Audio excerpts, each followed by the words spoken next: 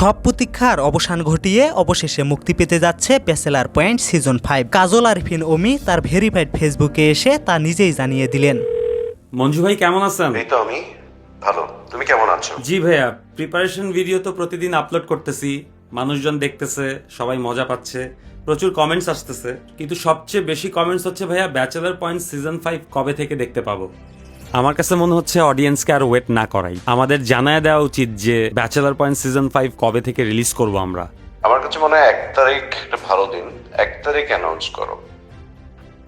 তাহলে ভাইয়া আমরা আগামীকাল ব্যাচেলার পয়েন্ট সিজন 5 কবে থেকে আসছে সেটা জানাই দিচ্ছি অডিয়েন্সকে। হ্যাঁ sure. Thank you so much ভাইয়া। দর্শক শুনলেন তো, আগামীকাল বিকেল 5টায় আমরা অ্যানাউন্স করব ব্যাচেলার পয়েন্ট সিজন 5 কবে থেকে আসছে।